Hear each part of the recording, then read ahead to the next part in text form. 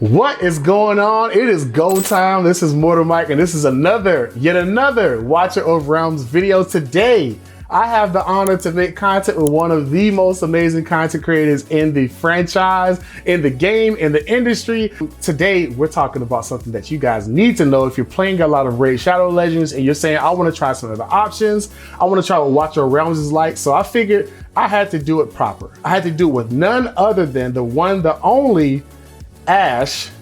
What is going on, my good man? And I just realized I put you in slow. There we go. It's a pleasure to be here, Mortar Mike. I'm thrilled, honestly, man. I've been watching your content. Here and there, you've been coming up on my timeline. I'm like, I need to collab with this man. I love your energy, love your enthusiasm. Obviously, love your knowledge of the game. So it's a pleasure to be here, dude. Likewise, man. Like, this has been a moment that has been so long in the works. Let me make sure I have my do not disturb on. Okay, it is. I'm good. This has been so long in the works, man. But like, I wanted to say, even while we're making the content, I just wanted to thank you for the content that you're making, how awesome the stuff is. Like, bro, I can always count on, if I jump on YouTube, I can always count on there being an Ash video for me to watch.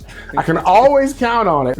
Thank you so much. I'm definitely not worthy, but I appreciate the kind words nonetheless, man. Thank you. So I want to get into the topic of today. Today's topic is part 2, and I had to do it right by getting the right person for it. This is part 2 of Raid to Realms. So if you've played Raid Shadow Legends, I've enjoyed the game for years. I thought that it was really fun. There's a lot of good things about it. But then you're like, I want to try a different game. I want to try some new content out there. What else is there available? That was the second video that I made, was Raid to Realms, was talking about like getting into this. And I was like, if I'm going to do it, at some point in time, I got to do it with the person that has covered it inside out.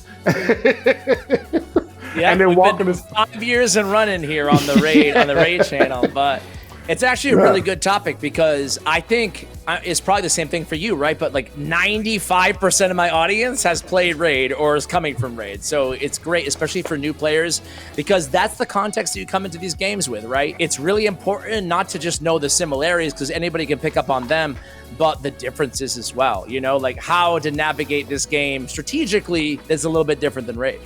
Yes, very, very, very true. Very true. I'm gonna jump in. I have my list. Now I will say I may have some repeats from the first video, because I'll be honest, some of these are worth repeating. So everybody's like, true. Okay, yeah. It's good to do. The first thing I wanted to say was, in this game, the biggest impact I noticed was gear swap in this game. In this game, when you're playing and you're like, I want to know what champions, how do I build them? When you were playing things like Raid, it costs you, I think, like 100,000 silver just to take a chest plate or glove. Per piece to take the gloves off your champion. They're charging you 100K. In this game, it's absolutely free. So if I have a champion like a Silas, there's only 5 pieces of gear to worry about now, technically 6. I want to take this gear off of this guy right here. I'm not going to click quick unequip because I like how he's built. But I go in the swap, and they allow you to swap gear with champions in here. And if I'm like, I just want to take it off of this champion and and just mule it for later, I could put it on this champion right here, and boom, that costs $0.00. And then I can say, I just want to put a gear set back on really quickly. I can quick equip, which makes a full gear set in a heartbeat. It just makes it from stuff that you have. That's actually not bad. 85K. That's not bad. No, but not at all. No. It's actually not too, I think it's gotten better, the quick equip feature, Yes, but the cool thing about it is, like, this doesn't cost anything in this game. You can experiment so much in this game that you only have to build a few champs to start. And then as you add to your inventory, you can add more. Let me definitely make sure I put this back, though. Hey, right? That's the only thing you got to be careful of, though, right? It's like, why am I not doing this? Because you forgot you swapped the gear. I'll be doing 30,000 damage in the next piece of content here. Yeah. You'll be 10 stone in the guild boss or whatever. Okay, I totally agree with you on that. I feel like almost every Raid player probably naturally says, oh my God, this is amazing, right? And it is amazing. Yes. But they don't think it through, like, at least I didn't. I'm gonna speak for myself. I didn't fully grasp the strategic implications, for better or for worse, of the free gear removal. Even though I knew it was free to swap out my gear, I still started, I think, come from Raid, and you can't break the habit. I had to build everybody all the time, And then it wasn't until like a month or 2 or 3 or 4 that I finally grasped this game. It's tough to get one level of progress, right? In the very beginning, it's not bad, but like you might have to be working for a week on a certain level and really refining every second, every placement, every timing, everything, right? But you need to be prepared in this game to put all your best artifacts on everybody, especially your damage dealers, on the team that you're working on. I didn't do that. I tried to like have my cake and eat it too, Mike. I was trying to like throw good gear on everybody and be like, it's pretty good, you know? Trying to dress up everybody for the prom. Yeah. I couldn't get out of the habit. Fastidious came on and he helped me with Gear Raid 3. Yes. And dude, he just like wrecked. He demolished my account, and it was painful because I'm used to raid. He stripped everybody naked and put my very best pieces on only like 5 heroes or 6 heroes or whatever, you know? And then miraculously, I cleared the content, you know? So I think you need to like shift the way that you think. It was tougher to break that habit. I couldn't just have everybody geared all the time. You can't have everybody geared all the time once you have the power of dominance unlocked, and then you can kind of have hand-me-downs. But in the beginning, when you're trying to clear content for the first time, you just need your best sets on everybody, you know? It's a lot easier that way, at least. Facts. And it's funny because you mentioned power of dominance. That's a whole thing in and of itself, too. Yes. When you beat content, a lot of the content in the game has power of dominance, which gives all of your champions a 30% boost in all of their stats. And then the auto runs has that activated, so it's a high chance. I say high chance because there may be some random chance if you have low crit rate or something that it fails. Yeah. But it auto runs the battles for you with almost a guarantee to succeed. So you can mill stuff off of one champion, beat the content, then give them slightly less gear, and then let them run it again and see if it works. If it works, that's exactly right, though. So that's how you should look at gearing in this game. Is you have like your best gear that you basically mule around to the area that you're focused on clearing for the first time without power of dominance, and then you have like hand-me-downs. Now, obviously, there's going to be some heroes that you're going to need in good gear in multiple different areas, but that's where, you know, the strategic like decision-making happens in the game. But that took me a while to get used to, man, for sure, the gearing. I mean, there's the low-hanging fruit stuff, like the market's actually good, like stuff like that. Gosh. I'm sure you discussed that in your first video on the topic, right? Plus, it has the Dwarven theme song. Like this is worth looking at every single day. And you don't need to overcomplicate it either. Like, generally speaking, most of the items that you can buy for gold are pretty good value, you know, like, because it doesn't cost that much, relatively speaking. But like insignias for gold, I always buy no matter what, you know. And then auto battles for gold, I always buy. And then I always use my refreshes all the way up to the diamonds every day because there's so much good stuff. In the early game, it doesn't make any sense to farm for your gear, right? Because the gear sucks that you're going to get your hand on. Now, that doesn't mean you shouldn't focus and spend time on gear raids because you want to progress and you want to be able to clear it. But to spend endless time just grinding it out for better gear, it's not going to be worth it. You should get your resources, grind your resources, and just buy your gear from the shop. The market in Raid Shadow Legends, dude, I don't need to tell you or your viewers, it's trash, it's dirt, it's awful. It's barely, you don't even look at it. It's a waste of space, right? I think they've opened the door and they haven't changed the stock on the shelf since the store's been open. They haven't, since it was opened, man. It's the same bread available to buy. Yeah. Man, it's crazy to me. But either way, this shop is not that. This market is not that. There's 4 different categories and they're all worth checking every day. So I guess that's the first thing, right? Is I buy everything that all the legendary skill, crystals and stuff like that. They're on a long cooldown anyway. I prioritize those, the more scarce resources, and then I just I buy whatever I freaking can because the shop is actually good in this game, right? I'm so glad you said that too. And why do you say the shop is good? Is it also scales with your account. As you play the game, as you beat more content, you unlock better stuff in the shop. Like right now, you saw I probably bought like 12 champions in the background for pennies. And there's an event where you can do the crunch down and oh my gosh, crunching champions. We'll get to that. Quality of life in this game is so much better across the board. There's not much that I can point to, if anything, that is more arduous than Raid, quality of life wise. Yeah, and it's 6 to 7 months in. It's a fairly new game. So, it's just great to be able to do that. But like you can buy mythical gear, which is, I say like late game gear, you can buy it directly in the shop. You know, you can buy Yeah, so energy that's- refills. You could buy summons. You could buy like 2, 3, or 5 of them a day. You know, if you're playing that often, like you could buy them very often. So I 100% agree. Once I pressed this, and the first thing I heard was music playing, I was like, "Oh, this is a joy." Not used to this. I'm not used to them happy that I'm here in the shop. I know, right? It's like you actually like looking at the market. That's weird. It's a little weird. It's a little. It takes a little getting used to, but you'll get there. One thing I will say is really awesome about this game is that this game is in my perspective, still a gacha game, but it is abundant in resources. Like it's so easy to get what you need to keep doing what you're doing.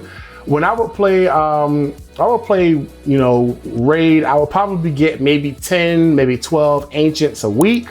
You know, that's really grinding. You know, if I've done a bunch of spider runs, there's a chance that I'll get a couple drops in there too. And this one, I can accidentally get like 40 summons a week without trying. Like right now, I have not been saving, doing anything special, and it's Wednesday and I have 30. I have not made any effort to like try to get them. It's just, they're so abundant and so easy to get. So I love how abundant the resources are in here.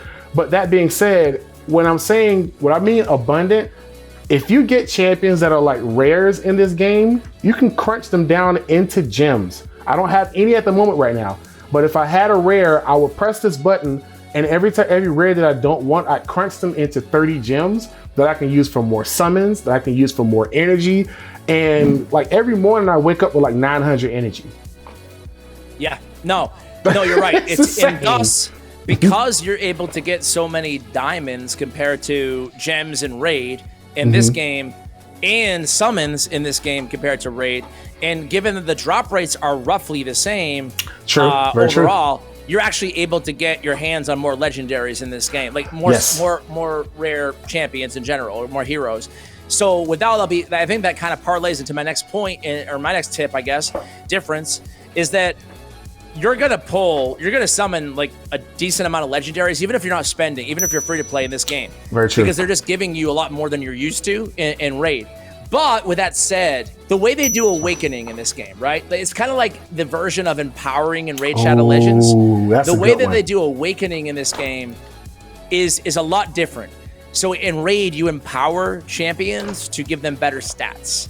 In this game, you awaken champions using duplicates to give them new abilities and stats, right? Like give them like power up their abilities. In this game, I focused a bit too much on legendary. Now, some legendaries like Silas, you have selected right now, you're gonna like, he's S tier, you're gonna invest in him no matter what, right? But it's so much easier to get duplicate epics in this game, and the epics are really good in this game. So I should have focused early on just like, for example, you can see a fully awakened a lot of your epics right now on your account. And I don't know if you have any fully awakened legendaries. I'm sure maybe you have a couple. I don't know. Not yet. The highest, fun fact, the highest I have is Silas, I think. Silas, 3, yeah. And surprisingly, but I say all that to say that like a lot of times a good epic fully awakened is better than a great legendary without being awakened at all. And it's so much easier to awaken epics. So I think I would have focused a bit more on, you know, prioritizing some of the crucial epics in this game. And like right off the bat, you get Wrath and you get Mari for free, and you're going to use them all the way until the end game. And then just to add 3 others to it, like Vortex, Dolores, and Hollow. Like, oh my goodness. Those epics you're going to use everywhere, even in the end game. And there's more too. There's more like really good epics than just those, right? Like Olag you get, and Baron is great. Like there's a lot of great epics is what I'm trying to say. And they deserve your attention, because unlike Raid, you can't even empower your epics in Raid. But here, not only can you empower them, but you can get a lot more out of their skills, better stats, and everything a lot easier than you would legendaries, you know? You bring a really good point on that too, because like what's interesting is you're happy when you pull dupes in this game. When you if I pull a dupe champion I don't want in another game, I don't really have a use for them. They're just sitting in my inventory hoping to get a buff. But in this one, every time I get an extra version of that champion, I can make my champion better. Just by making a champion better by giving it a little bit more stats, I don't know. To me, it's not as like rewarding as you unlocked a brand new ability from the basically. Exactly. Like now they can debuff on this ability or whatever. Like it's stuff like that, you know. So or you can reduce like Maul you have right there. You can reduce this whole cost to play him. It's insane. What like is it? 5? Yeah. I love how they do the awakening or the empowerment in this game. It's quite a bit different than Raid, but it also changes, in my opinion, how you should prioritize. Definitely looking, especially as a free-to-play or low spender in this game, you can get a lot further because you're gonna, to your point, you know, you're gonna get a lot of resources and you're gonna be able to get your hands on a lot of these duplicates. Dope. So I got one more that I'll throw in there. One more for the books. This one, we talked about gear before. There's a special thing in this game. If you play Raid, you know about the blessings. So, you know, you can get certain blessings and put them on there. I would like to say it's a Suedo version of blessings in artifacts in this game. These are like special, I call them curveball, special curveball pieces of gear that make your champions do more damage. It makes them be more tanky, allows them to heal when they don't have heal in their kits, allows them to attack faster or, you know, power of the champions around them, allows them to summon little minion versions of them when they're fighting. So it's crazy because these are such Wailing Skull is OP. Yes, all these little like tweaks that you could put on these champions to make them do so many different things than you're normally used to them doing. This was one of my favorite things about this game. Like Artifact Material Raid is an active event right now. I am all in there. Like as soon as I finish this video, I'm doing more. Thanks for the reminder, honestly. I'm gonna do more right now too. But you know, I just like wait till the video's over, Mike. I'm just gonna get But what are your thoughts on artifacts in this game? Like to be able to just like get the whole kit of a champion, then just flip it on his head. Yeah, at first, I'm not gonna lie. At first, I was like, dude, what are these artifacts? What the heck are these? You know, because in Raid you call gear artifacts, so it was confusing as all heck. I was like, okay, what is this thing? You know, and how do I get these? And you know, what do they do? And it can be a little. At first, it was kind of daunting to me, but then it's really not that complicated, right? There's 5 pieces of gear and there's one artifact. There you go, and they all do, you know, different things. To your point, I think it's awesome. One thing on artifacts that I just was not prepared for, honestly. And this is kind of like, it's not a negative, it's just a fact to me, is the grind that is artifacts. That is true. In this game, very true. Very fair point. Because at first I was like, am I doing this right? I was spending like a little bit of stamina on Artifact Material Raid and trying to like just trying to get my hands on some. And I'm like, I don't know how I'll ever have any at level 25, their cap, you know? And then I you know, after watching enough content and speaking to other players and whatever, I'm like, oh, so you just grind for hours and thousands of stamina. That's how you do it. So, you know, I think it's important to say that up front, that be prepared. Once you get, you know, like in the first few months of the game, you're just going to be getting to the point where you're able to clear, you know, some of the more challenging stages, but everybody will get there. But then after that, you might be asking, like, what do I do now? I think the answer is, especially as on any gear or artifact material raid, it's like just start grinding all day, every day. Yeah. Not really, but start being prepared to run it a lot, you know?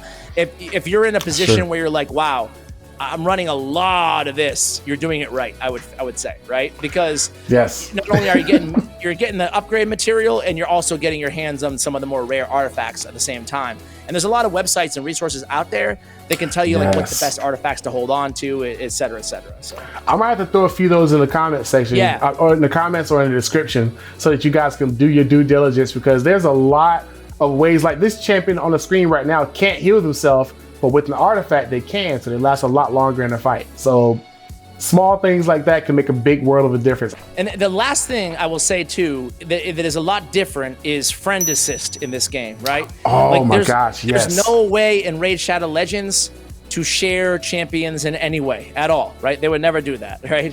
But in this game, I don't use it a lot, I don't know if you do, but I don't use it a lot because it got me through a lot of content. If you use friend assist, it's not going to allow you to unlock the power of dominance, right? If you clear it. But you should still use it because it can help you, to your point, it can help you clear content that otherwise wouldn't be possible. It allows you to basically not even borrow, because you're taking it from them, but you can put a hero up, like you're seeing in the background here. I don't have a comment, right? I can borrow it from Mike, and then I can use him in addition to the rest of my team to help clear content, right? So it's something Awesome. that to me is just like a really cool thing that just Raid would, I don't think they would ever do, right? Is allow you to have access to heroes that you just don't have on your account. So you can take advantage of that, especially in the early game. You might be frustrated by some stages, but you can get a friend assist, right? Get an assist in there. I'm so glad you mentioned this one. I didn't even think of this one. It's perfect. And also, like, Falsey is a champion. It's a limited champion in the game. You can only get her during certain events, but right now I could just borrow her to help beat content. Borrow, yeah, it's borrow. That's it. Awesome. Easy as that. I'm so glad you mentioned that, because when I tell you I started this game using that, I was completing everything using somebody else's Silas. Well, you know what? There's nothing worse in these games than like missing a key, crucial hero and feeling like you can never get lucky. You can never. And listen, it doesn't solve it because you don't have the hero, obviously, and there are some mitigating factors, but you can still at least use them. You can have access, feel what it might be like to have that Exactly. hero. And if you're sitting on a few heroes and you don't know who to upgrade, maybe you can just try out one from a friend assist, and see how you like them, and then you can make the decision. So a little test run. I'm so glad you mentioned that. That is it's so overlooked long when you play in the game later, but when you start you don't playing use it much like later. Yeah, exactly. Yeah. But early on, you're like, I want to know how this champ actually plays. You can just pick them and use them, and it's got like 97 updates. Man, I gotta say, Ash, I can't thank you enough. Like, we got into the talk of going from raid to realm, so we can equip people when they jump into this game, they're thinking about it. My man, I can't thank you enough. This has been, I'm freaking hyped. Dude, if I like could backflip in the space, pressure's I all would. mine. Like, I love your content, love your energy. I know your channel's going to continue to ride this momentum and blow up. So I will see you in a couple years when I am begging you to come back on, man. And you're like, I don't have time for you, Ash. I don't have time for you. And I'm gonna like, okay, I'm already in the chat waiting for you, bro. Let's go. And I'm going to point to this video and be like, you promised me, man. But nah, seriously, thanks for having me on, man. It was my pleasure. Likewise, man. I appreciate you so much. You guys, I thank you guys for watching. I hope that you have an amazing day. Do something great today. Have a wonderful time. Grind that artifact material raid to get ready for the new content coming from Codex soon, so you'll be ready and you're not blindsided. Have an awesome time. It's go time, but now it's time to go. Y'all take care.